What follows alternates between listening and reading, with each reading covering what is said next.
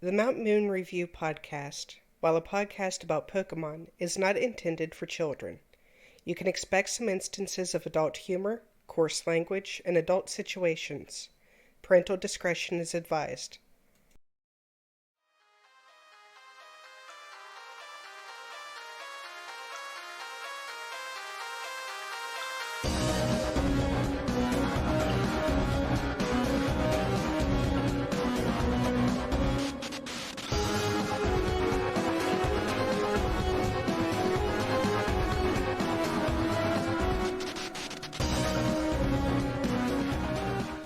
Hello, everyone, and welcome to episode 35 of the Mount Moon Review podcast, the only podcast that only quarantines its Pokemon with Pokerus.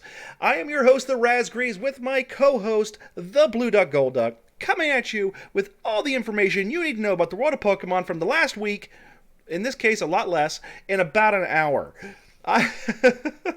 Because, quite frankly, we just had an episode come out on Thursday. Normally we have a week in between, but I don't know if I have coronavirus or what it is, but I was on death's doorstep for 3 days. Matter of fact, on Thursday when I was at work, Doc, I'm not sure if I told you this. I was so delirious at one point that I looked at my computer when it locked up and it said Thursday, and I had to call my wife. Are you sure it's Thursday? It's the day savings time. You skip a whole day. Yeah, but not just an hour. Everybody turns their week forward one whole day. Yeah, so just as a reminder, folks, this is the week where you turn your clocks ahead an hour because we in the United States are still idiots and haven't got rid of that archaic practice, and our kids are complete jerks for 2 weeks because their sleep patterns get messed up. Thanks. I didn't know that wasn't worldwide. Oh no, it's hell. There's even places in the United States that don't recognize it.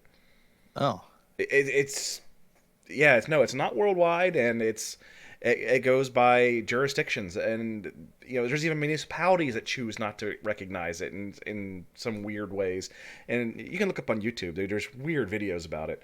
So how's your week been, dude? I've been sick.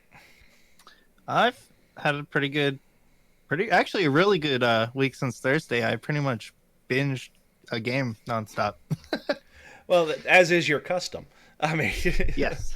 You take days off of work and you sit in your man cave and you don't come out until you've beat the game into submission. Not just beating it, but beating it into submission. Well, I got beaten to submission this week. Oh, really? This time, yeah. It's a remake, man. Come on. Yeah, it's easier. Oh, we'll get into it. All right, well then we'll get into it. So, so where do you want to start this illustrious week, Duck? I'm gonna go out of order from the format, but let's start with just the video game news and talk about the updated raids. So for a little bit, we had a butt ton of Pokemon available in raids at the same time, and those have now been cut down to just Gengar and Machamp being boosted, which are new. We haven't had those boosted yet, and Snorlax is back. Snorlax is back, baby! So if you didn't get Snorlax before when they first released it a couple of months ago, go ahead and snag it up now. Now these are it has a possibility of being a Gigantamax raid, correct? Yeah, that's the only one that's boosted. Yeah, so these are Gmax, Gengar, and Machamp as well. Outstanding. And Machamp, I think, is going to change things being legal. Okay, well, why do you believe that? I mean, that's a pretty bold prediction. It's well, I didn't. I think I was going to have to explain it. I thought you could just, I could just throw this out there and people are like, oh, well, yeah, I don't know. Duck said it. Gmax attack is very good, combined with Machamp's ability to never hit or to never miss. So its Gmax attack gives it increased critical hit rates, as well as when it's not Dynamax or not Gigantamax, it has the move Dynamic Punch, which is the strongest fighting type move, but it's only got like 50% accuracy. But Machamp's ability, No Guard, makes sure that it will hit 100% of the time. So if you're getting critical hits with one of the most powerful attacks in the game, with one of the Pokemon with one of the highest attack stats in the game, it's gonna knock anything out. Yeah, it does sound like a little bit of a game changer. Yeah. So I've had a buddy that's been homebrewing an idea for it since he found out all the abilities of the Gigantamax Pokemon, but it wasn't legal yet. But now the next time they update him, since it's boosted now, it'll be legal next time. Yeah, most likely. It seems like we're going to be updating the availability ones after they've been boosted every quarter. So I would look for that for somewhere in June. Probably sometime in June or maybe early July when they update the rules. Yeah, maybe. I doubt they're gonna add the. I don't know. It's hard to say because they added new Pokemon, like Pokemon that weren't legal before the game got updated, before the home update. Mm-hmm. There's new species of Pokemon available. That's not really something they've ever done before. So who knows if they'll add the new species from the DLC? I don't know. It's hard to tell. They're doing things a lot different than they have in the past. Right, there's no pattern anymore. Yeah, there's no way to predict really what's going to go on the VGC side. You just kind of have to like hold on to your butt and wait. The next thing is now this is a little confusing. There's a 2020 International Championship April, which is an online competition similar to the one they did in January, where it was just 2 days. Yeah, see, this happened back in. Oh no, it was December. Yeah. It was the first weekend in December. I remember rushing to get a team bred. Yeah, and I kept saying that I knew I had read that they were going to have points attached. Yep. In the online battles, and you told me I was crazy. I thought you were crazy. And, I guess I'm crazy. But yeah, so now you can start, getting CP just from competing in the online tournaments. Now you're going to have to, if I had to make a prediction, you're probably going to have to at least get to Master Ball tier before you're going to accumulate anything worth your time. But it's a maximum of 50 points available, correct? Yes. 50 championship points. It's basically the equivalent of winning a League Cup if you get this. Yeah, I'm not sure what the actual premier event payout typically is when it comes to points, but if you were going to equate it to the TCG side for League Cup, it would be 50 points, championship points. So it's not worth just ignoring these anymore. You're going to have to get out there and do these, especially with a lot of areas that are not traditionally known for VGC. A lot of your big strongholds that are known for Pokemon League has always been cards. No one's ever really messed with the VGC side. But with the huge uptick in numbers we're seeing, but a lot of leagues, their professors were not prepared for this. They didn't take the test, which are not easy, folks. They are not easy in the least. And they also are not rarely ever updated. So you're looking at, they give you new rule books, but they're going off old rule books for the test. Yeah. TCPI really needs to up its game when it comes to that, and I'm not afraid to tell them that. But yeah, a lot of leagues just aren't out there to support the VGC stuff. So this might be a lot of people's real way to get into it and get those championship points to try to get their Worlds invites eventually for next year. Yeah, I mean, I would like to see how frequently they do these. I don't know. Do you like that you could completely get an invitation and not go to any events, or I don't think you'll be able to. Do you think this is fair? I think what we're right. looking You don't at, think there'll be enough? Yeah, there's not going to be enough. If I had to make a guess, it's going to be once a quarter, because that's what it has been up until now with the points. So you could get about half your invite if you get the maximum points every time. Yeah, conceivably. So that means you still got to get out and go to your premier events, premier challenges, and stuff like that, and your mid-season showdowns. That's their equivalent of League Cup. So I don't remember. Oh, go ahead.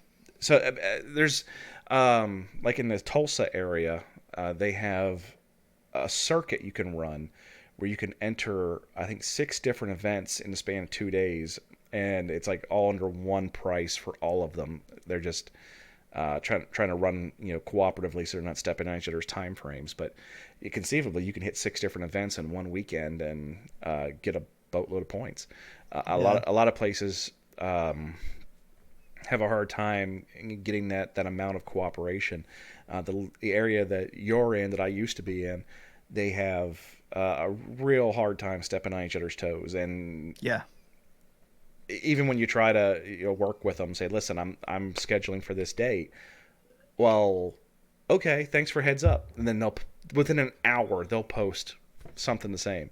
And you're trying to give them a heads up so that you don't split the player base and give all the players a better opportunity, but they see it more as we got to steal their players away. Well, it's not going to happen. You're just going to get your regulars then. So, Yep. Whatever. It's always like I've been to dead ones and I've been to really packed ones. Yeah, And you always hear about somebody that went to the other one. yeah, and then they're in the thing. Like I've actually looked and to see which traditionally, like, okay, there's 2 league cups. Which one traditionally has the lower turnout? And that's the one I would go to. And then I'd get there, and you and I did that one time, not knowing that we were doing that. We just happened to run into each other there, and there was over 100 people there. Yeah, that was nuts. I was expecting, because they traditionally didn't have any juniors ever show up. So my oldest was really pushing for points right then, and we figured, easy points. We'll just go and show up, and he'll cash out. And yeah, not so much. They were borrowing chairs from neighboring businesses. It was horrible. Yeah, they did not. You could see the panic in their eyes when they started setting up more tables. It's like, I don't know if we're legally allowed to have any more people in this room. We're gonna have to cap the registration. But the woman downstairs who was taking the money is like, oh no, no, they can suck it in. Yeah, that was a mess. That was a mess. But go on. You were going down another rabbit hole. I don't remember what game it was, but there was some game where you could accrue points for like the World Championships online, like just through playing online play. It might have been Magic or Yu-Gi-Oh or something, and then you had to at least go and receive points at one physical event. So you had to go to like a regionals and day 2 at least one regionals to be able to participate in Worlds if all your points were from online. That makes sense. It does. Now, but you gotta. The fact that they're giving people an opportunity that do not live in those powerhouse areas, I think is a great thing, and it's not going to hurt your numbers. It's not going to hurt anything. People are going to come in, and it's not really going to do much for your regional championships, other than the fact that now you got people more interested, so it can't hurt. It's not going to. People aren't going to stay home because I can do this online tournament. No, they're going to go to the regionals still. They're still going to go to the mid-season showdowns if they're available. They're still going to go to Worlds if, it happens. And he's yawning, folks. Sorry about that. So, speaking of stuff not happening, holy crap. Yeah, this is the sad part of the episode. This cue the Sarah McLachlan music right now, Yeah. So cancellation. Big one right out the gate. European International Championships have been canceled. I think this is crazy. Like this is something. I don't know. Like a lot of stuff, even outside of the Pokemon world, we talked about it last week, has been canceled. Like, I don't even know if we're gonna have E3 this year, and that's like a huge gaming conference. A lot of E3 vendors are pulling out. Yeah, that's the problem. And now they're canceling one of the 4 powerhouse events in Pokemon. Yeah, and it's not postponed, folks. It's not moved. It is canceled. There is no European Championship this year.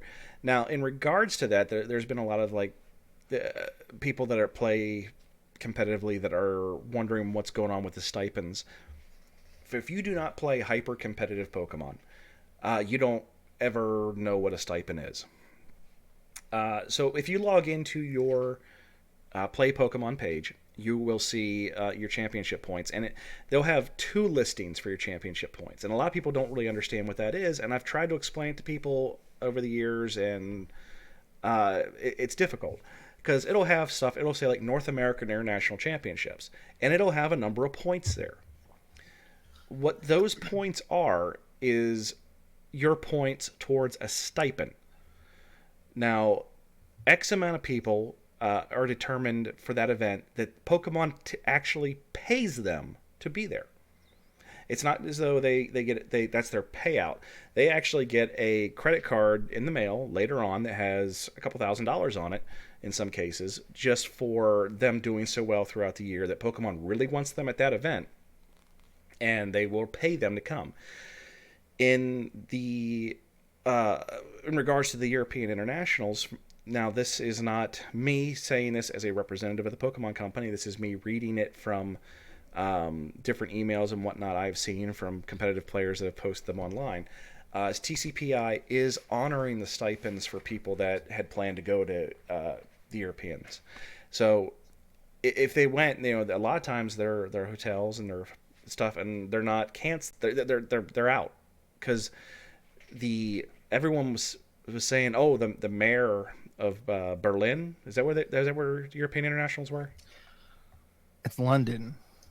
Oh, was it in London? Yeah. Well, whatever it was, they had said that the public official had canceled all public events, and that really wasn't the case.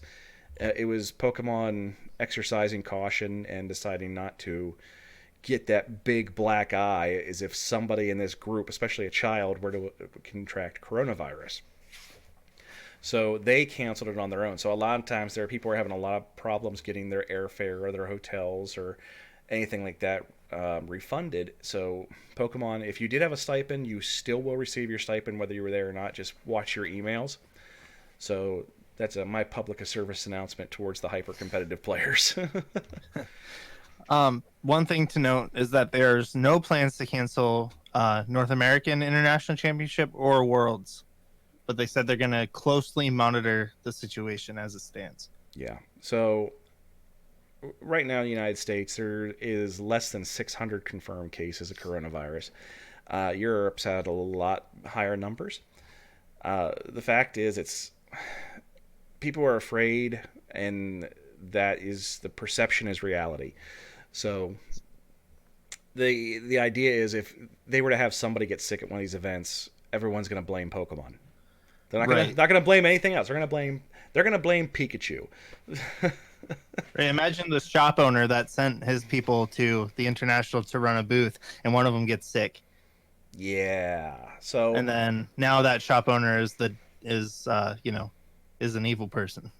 Exactly. So I think the likelihood of North America Internationals getting canceled is negligible. I don't think that one stands much of a chance in hell of getting canceled. Worlds, I don't know. It's in London. I don't know. Yeah, that's a very, very good point. What are they going to? Yeah. I don't know what it means for the game if we don't have a world championship one year. It's hard to imagine, but if that's what needs to happen to keep people safe, then I guess that's what needs to happen. I don't know.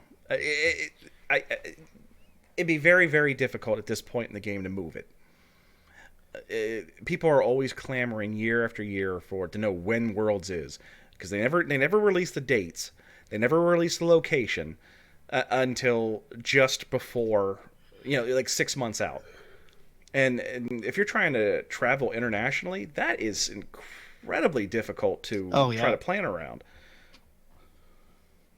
So I don't know what people are going to do in regards to the idea of moving it, 'cause I just don't think it's possible. Right. I think they either have it or they don't. I don't think there's any postponing. It wouldn't be fair at all to the people that work so hard to get there. But it's also not fair to just cancel it like that. Yeah. That feels bad too. Yeah, I'm just talking about from a financial standpoint, trying to move it. I just don't think it's possible. No. So that's that. For those in the United States that are maybe not card players or video game players, maybe you're more along the lines of a mobile player. Well, if you're planning on going to the St. Louis Safari Zone, that's been canceled. That's been postponed, not canceled, postponed.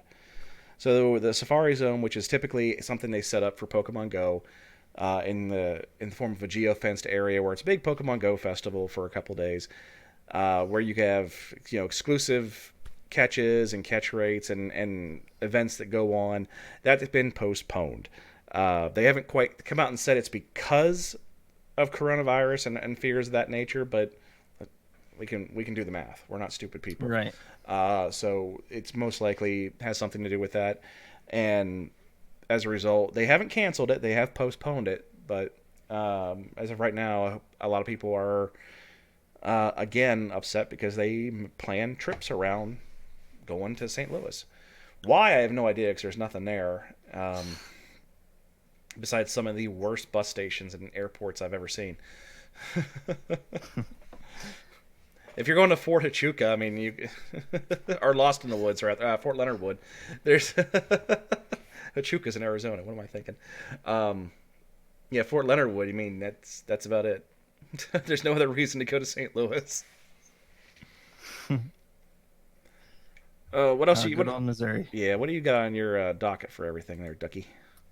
So last week, I think the last 2 weeks, we mentioned the League Battle decks. We had no clue what they were. We finally got official images of them. And basically, they're going to be like prepackaged, similar to the old versus decks. And they're going to be for a higher level of play than starter decks. So, like, if you've played another card game, this would be like a structure deck. It's actually meant to work, in a competitive level. I mean, it's probably not going to be as consistent as like, a championship list, but this is going to have good cards that work in synergy with each other, not just cards that are the same color like a starter deck is. Yeah, I mean, starter decks are great. Don't misinterpret. We'd like starter decks, right. Not, we won't call them starter decks. But that's what they are. They're not. Theme decks are essentially starter decks. Are a good way to get started. That's right. Why they come with cardboard markers and stuff. They're very simple, and it's a good way to learn the rules and mechanics of the game. Because if you start off on the level of like, world championship players, there's way too much going on. There's too many actions in one turn for you to learn what's happening. You need to learn the basics and then move up to those decks. Yes. Anytime someone comes in to a league, I always encourage them to start out with theme decks. Don't even go into your pile of Pokemon cards in a bag. Just get yourself a theme deck. I always carried extra with me, and that's how you get people to start. And they're a great thing, but they only carry you for so long. And this is going to be a great little stopgap in between there. Oh yeah, I think this will definitely help introduce players, and it'll make some of those like, hard to get cards a little bit cheaper. As long as these can stay on the shelves. See that then it's gonna happen. It's gonna happen again. I know. These people in these Facebook groups are gonna go on there and they're just gonna stalk Walmart and they're gonna buy everything on the shelf and then start selling them at exorbitant prices. Which, if you do that, right. Screw you. That's just how I feel. The kids can't. You know how painful it is when you're trying to buy something for your child and you can't find it anywhere in town because some guy thought he was going to be the next millionaire on eBay. And guess what? It never works out. It never works out. Why are you... Quit wasting your money and quit wasting my time. Yeah. So what these products are going to come with is there's two different ones. One comes with a Charizard Reshiram deck, and the other one comes with a Pikarom deck. These are two of the, before they added, before the last Cosmic Eclipse came out. These were two of the top decks. Use your words. Sorry. Now, have we confirmed that these will be legal play cards? I assumed they would. I didn't see anything saying that they weren't. No. But you mean like a World Championship deck? Like World Championship deck. I have seen more than one person who thinks they have a $1,000 card because of what reason. Then you flip it over. It says World Championship 2018. Yeah. It looks like it. There's no silver border on the cards. They look like standard cards. So I'm going to assume that they are legal cards and just go with that.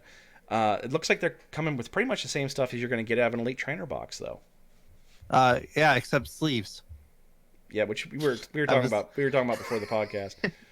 Yeah, so they're gonna come with damage counters, a randomizer die, just like Elite Trainer boxes. The burn and poison counters, which in the Sword and Shield set, they're really cool looking. These are the best looking ones I've seen. And then a GX marker, which is only good for a little while. Right, it's only good until 2021. It'll also come with a little rule book, which I don't know if this is going to be a more comprehensive rule book than what you normally get out of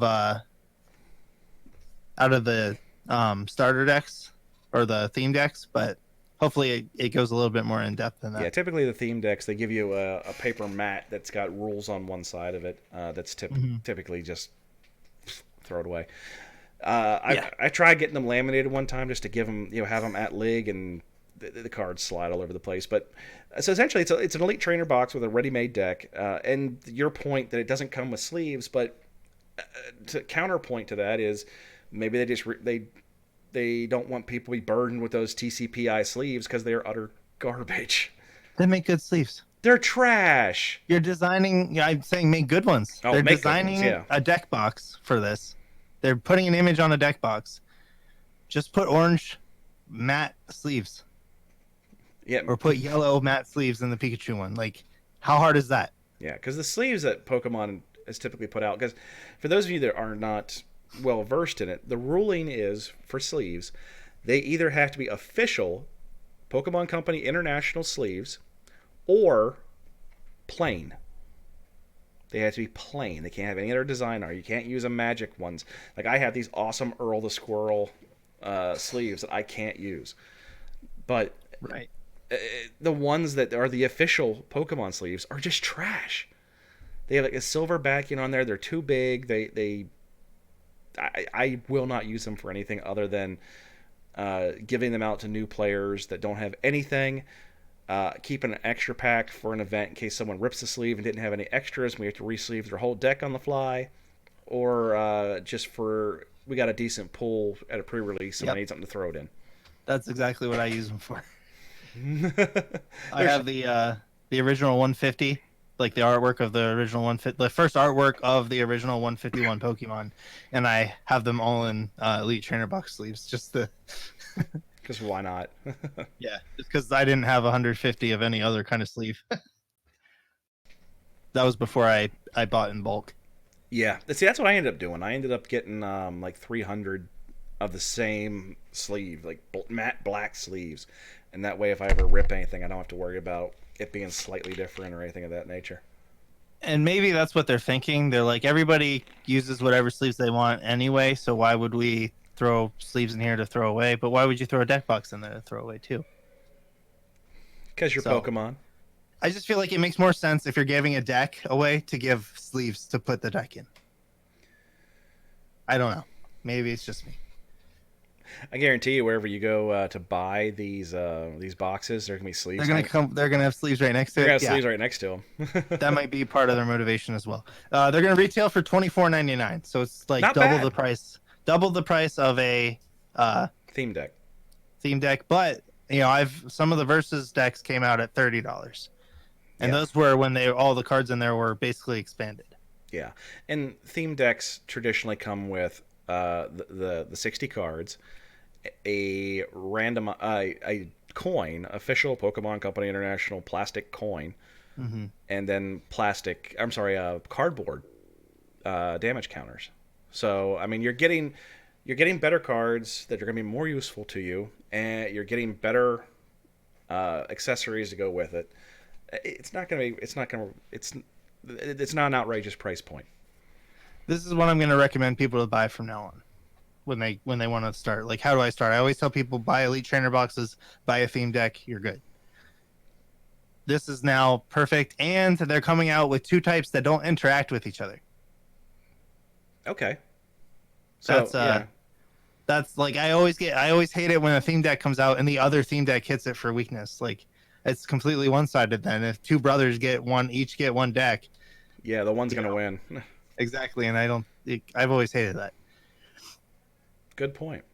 Um, shoot, this would have fit better for the coronavirus part, but we talked about last week about how all the events got canceled and all the gym battle challenges and all the events higher than that also got canceled in Japan for the month of March. Yes. Well, there are certain cards that get released through those, like in Japan, like the promos from those. They don't just get reprints like we do in our League Cups. They get cards that have never been released before. I wasn't aware of that. So there is a few cards that are like their whole release schedule is messed up now. Okay. So Huh. I don't know. Like, I mean, it's interesting that we don't know when they're going to get it. One of them's a Pokemon V. It's a Poltegeist V, which I don't have a translation for. Yeah, they might just double up, or they might have a different delivery method for that, or the vendors might have an opportunity to use them as some kind of enticement. Maybe. I'm sure they'll come up with something. They did note that the cards did get distributed, so they're thinking about hosting them once the scare dies down. Or maybe there's a way they'll do some way to distribute them. I'm pretty sure it's just a participation prize, so maybe they'll just be like, hey, give these, treat it like a league promo. It's possible. I haven't seen any of those in a while. Looking at you, Ed. I did want they did get revealed though. The cards they're not getting are some of them did get revealed, and two of them are pretty interesting. I wanted to talk about. Before go ahead. Before you start about the individual cards, did you notice that there was a rule change that came out in regards to procedurally when it comes to Pokemon trading card game? Video game probably, if it's the one I think you're talking about. Yep. In order to help join the fight against the coronavirus, we have done away with the requirement to shake your opponent's hand. Yes. Problem solved, folks. Problem solved. We can have the European event back. Just don't shake hands and wash your hands, you nasties. My lord. Yeah. They kind of weird. I don't know if I'm gonna tell people not to shake hands at League. Do what you want. I don't know. Do what you want. Yeah. I'm dealing with this with work every day, man. I'm done. I'm done. But okay, so go on about the new cards you got. Okay, so we got a new Eevee card, and these are always interesting because there's always like, how am I going to get the evolutions out? How is this card going to be customizable to fit with every kind of deck? And you never know how ugly it's going to be either. Well, it's not ugly. It's much better than the first Energy Evolution Eevee we had. It's similar to the Energy Evolution, except it's called Signs of Evolution. It's an Eevee, colorless, 60 HP, basic Pokemon. For one colorless energy, you have the attack Signs of Evolution, where you search your deck for a Pokemon that evolves from Eevee, reveal it, and put it into your hand, then shuffle your deck. So it's nowhere near as good as being able to evolve on turn one by attaching an energy, but you can evolve on turn one if you go, or you could have the evolution in your hand if you go first. Now you're probably gonna get Marnied if you do that, but it's it's an you gotta get Marnied. But with any luck, they'll shuffle their hand into their deck and you'll win. No, you don't want. If you play Marnie with that intention and you get caught, you're gonna get disqualified. I didn't have an intention. I'm just saying we can't promote that kind of. That was a thing. I'm not promoting anything. That was a thing. It's. I'm just stating it could happen. And you don't should do this. Keep your eyes open. Don't do this, kids. Always confirm that the card was played before you shuffle your deck, and always. Oh no! I'm not saying anything like that. I'm saying people that actually had the card played, and then they, instead of putting the cards on the bottom, they were shuffling their hand into their deck. Yeah, that's what I'm talking about. Yeah, I made an announcement out that at League, and people didn't know, and I'm like, I missed last week. Wait a minute. What happened Wait, last no. week? Well, stop. Stop. So you're telling me you are on a world famous podcast every week, and we had a huge, in depth discussion about this card in particular. And you go to the league, and they're like, "What are you talking about? You're not promoting us to your league?" Well, I am. I do a lot of promoting, but there's people that don't. There's people that go to. There's people from your league that come to my league now. I don't have a league. Your old league. It's because I'm not And they don't there. watch. What do you want me to do? I'm not there anymore. What do you want me to do? But yeah, I don't have that pulpit that you have. I can't stand there in front of an actual group of people. I'm relegated to being on the internet. I talked about it on the podcast. Don't you try to laugh this off. You are shirking your responsibilities, not only to this podcast, but to your players. I can't make them watch the podcast. Yes, you can. Put it on the screen at the shop. There's no screen. Get one. Excuses. Internet connection. Yes. I can send you the video. You can just play it on disc. I don't care. And I don't even have a mobile computer. Words. Go. Hey, come up to seat table number 1 if you want to see the podcast. I'm playing it on my phone. Well, at least you'd be doing something then. The other card that was revealed is called Adversity Gloves. It's a Pokemon tool. If your opponent's active Pokemon is the same type as the weakness of the Pokemon this card is attached to, the attack of this Pokemon does 30 more damage to your opponent's active Pokemon. It's a very confusing description. But basically, if you're weak to grass and you're attacking a grass type, then it will do 30 more damage. Okay. That makes things a little bit... It's going to be one of those cards that you know they're going to be... Oh, I Judge! know. Judge! I really hope this is translated better than it's Judge! translated now. You know, I make the jokes, kids, but don't be afraid to call for your judge if you need help. They're here. Yes, They're here for you. There's so many times somebody will come up to me after their match and be like, "Hey, I don't know if my opponent played the card right," and I'm like, Don't care. "Yeah," I'm like, "I can't do anything about that now. I didn't see him. There's nothing I can look at to say whether or not it was right." Yeah. Or like, here's another thing. Or even if you do articulate it and I say, yeah, you're right. Right? Stuff I can do about it. You already signed your damn slips.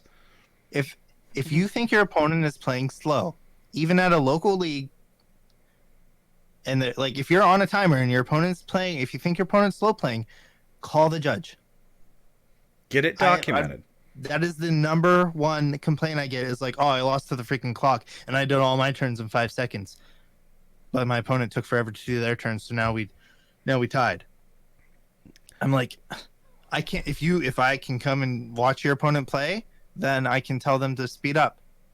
Yeah. But I can't do anything about it if you wait till after the tournament. And it's every time. I've never had somebody say their opponent was stalling.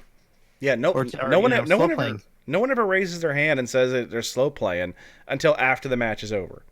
I hear about it almost every week, and then yeah, here's the news flash, kids. We're not going to do anything about it. yeah, There's nothing I can do about it. and then I go to watch people, and some of the people that complain about their opponent taking a while are The ones slow playing. Nobody's slow playing. They're just trying to think of the best move. And at a local league, I'm not that worried about. I want everybody to have the best game possible. Absolutely. And I try to let people know that are aspiring to go to bigger events. Like, hey, just so you know, here's some things that are going to be different at a big premier event. First time you go to a regionals, it's going to be a wake up call. Yeah. I mean, you're gonna get to know the judges by name. Yeah, I've got one.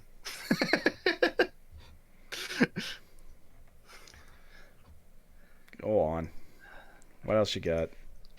That's it for TCG. So why don't we talk about the game that I've been playing this weekend? Yeah, like nonstop hardcore. Pokemon Mystery Dungeon DX finally came out, and I sat down on Friday morning when the GameStop opened and played it. I beat it. I dabbled in post game, And so now I'm here with a review. So let's hear about the official Mount Moon Review podcast, Blue Duck Gold Duck review of Pokemon Mystery Dungeon DX. Overall, I love it. If you've never played any kind of Mystery Dungeon game, it's basically a top-down, like where you're viewing it from above. You're walking through procedurally generated dungeons. Oh, and really? In the story, yep, you're a human that turned into a Pokemon, and you're trying to figure out why. So you're Detective Pikachu. No. Well, you can be Pikachu. At the beginning of the game, you take a survey. It gives you a short personality test with like 5 or 6 questions, and that basically assigns you a nature. And based on your nature, you can be, it assigns you a Pokemon. It's either the starters from the first 3 generations: Pikachu, Meowth, Eevee, Skitty, Machamp, or Psyduck. It tells you what Pokemon you are, and then it says, "Do you want to be a different Pokemon?" Yeah. So in my survey, I got Torchic, but I chose Psyduck because obviously I'm a blue duck. You're the blue duck. Exactly. And then you get to pick a partner Pokemon to follow you around in the dungeons and stuff. And so for that one, I chose Charmander because I love Charizard. So it was like the perfect combination of Pokemon for me to play. And so yeah, you go through these procedurally generated dungeons while following the story. Every time you beat a boss Pokemon, they range from like a regular Pokemon you find normally in the games to legendaries. As you go further, you end up battling a lot of legendary Pokemon. And so you walk around freely until you get into combat, until a Pokemon attacks, and then you're set up like almost like a Fire Emblem, where like you move and then they move, or instead of moving, you can attack. So at that point, it's like a board game. Okay, so we're playing an RTS at this point. Right. Okay. Similar to that, but like things aren't moving all at once. And then there's also survival mechanics. So like you have a hunger meter. You have to make sure you have a limited inventory, and you have to make sure you bring apples or other food stuffs you can eat to fill up your belly, because after every like 2 or 3 steps, it's going down from 100 down to 0, and every step you take at 0 does damage. So it's got a lot of things going on. That's why I would think that this kind of game isn't for everybody, and it creates a lot of stressful situations, but it's also very fun. And in the remake, they made it a lot more accessible to a younger audience. Nintendo has a habit of doing that sometimes, is they take a game that is very much beloved and they try to make it more accessible. So Yep. in some ways they alienate the older players but entice the newer players. Did they strike a balance with it this time around, or did they alienate you in any way? I felt alienated playing through. I mean, because of the way I play games now, I was like, okay, I can get through this. I probably beat the game. It took me probably 25 hours to beat the main story. And then, where before I was assuming it would take me 40 hours. I'm pretty sure that's what it took when I played it on the Game Boy. This is considered a AAA title. What was the price point on it? $60. So you're $60 for a 25-hour game. Not horrible. And I mean, like, there's a post-game story. Like, I'm not done with the story yet, and I'm at 50 hours. Okay. So I think it's well worth it. Of course you would. It's a Pokemon game. It's a Pokemon game. They also like made it beautiful, like the attack animations, they added cutscenes now. Like before it was just text on the screen, like, okay, okay, that now you told me a story and I watched Pokemon standing in front of each other on my screen. This had dynamic cutscenes where the Pokemon actually battled in, like, I just set the controller down and they moved around, like physically, like ran and like punched each other. Very cool. Like, yeah, like it's pretty awesome. Now, I mean, I think they could have done it better because they were like punching each other and not doing their attacks, but that's probably because you could be one of like 5 types. And they didn't want to animate all the variants that could happen in there. But still very, very cool to see these cutscenes. And there's time where there's like the whole screen fills up with fire, or like magical powers are going on, and the effects look really, really neat. And that's I think the most improved feature of the remake. Outstanding. So buy or rent? I'd say definitely buy, but play the demo before you buy it, because this, like I said, I mean, there's plenty of things that make this game not for everybody. And like, while it's easy in the main story, they hold your hand a lot. They give you access to like things you didn't have before. Like, I could see where every item was in the dungeon before I went into those rooms. Oh. When you get to post game, that all goes away, and like the good items become much, much more scarce. And I've spent hours grinding for an item that was necessary to continue playing, and I was getting very, very few of those resources. Not like the main story where I never had to worry about anything. Understood. So if you like Mystery Dungeon and you think this game is too easy, just beat the story and then keep going. Now it's like it's gonna be like you remember it. I have rage quit twice where I need to put the controller down and walk away, and that's not how I rage. Normally I'm like, no, I need to beat this, and then I'll stop. Yeah, see, I'm afraid of playing a game where I rage too much with a Switch, because I play a lot in handheld mode. Yeah. And I'm just afraid of doing that twisting action. Oh my gosh, you do that too? I've literally twisted a PS3 controller apart. I haven't done it since the PlayStation. Since the original PlayStation. That's the last time I twisted a controller apart. Well, so I did it once since PS3 came out, but since I started buying my own game consoles and controllers, not so much. The rage has simmered down. I'm not going to twist my Switch apart, but I did do it once just to see.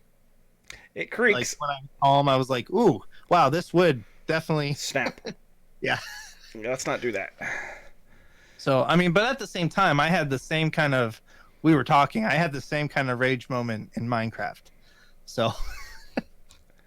Yeah, you and I need to get back into that. We were playing pretty hardcore there for a while with the old Minecraft, then we got off of it. Yeah.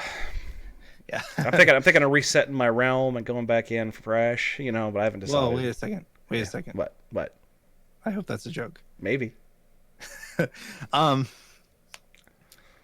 few more updates they've made. There are shiny Pokemon in this. I remember seeing a shiny, and I'm like, oh, no way. It was on my buddy's game. We were all playing in the same room. Sweet. And he's like, is that shiny? I'm like, is that shiny? No, there's no shinies in here. It was shiny. It was a shiny Noctowl. So with every different dungeon, there's a set hard Pokemon, and those Pokemon scale to your level, so you can't just be like, oh, I'm gonna go back to the first dungeon and run through and not play. Yeah. I'm just gonna not pay any attention.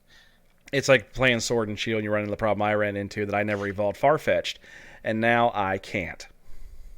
Yeah, well, you can. I'll help you if you want. But yeah, it's like you can't just they made it. This wasn't in the old game. This is added. But so like there's 27 dungeons, 27, or I mean there's probably 30 dungeons, and the first couple don't have these hard Pokemon. But there's 27 of these Pokemon that can be extremely hard, and I'm level 55. Went into a small dungeon just to try to gather some resources, and it one-shot me. Yeah, that's something that can happen.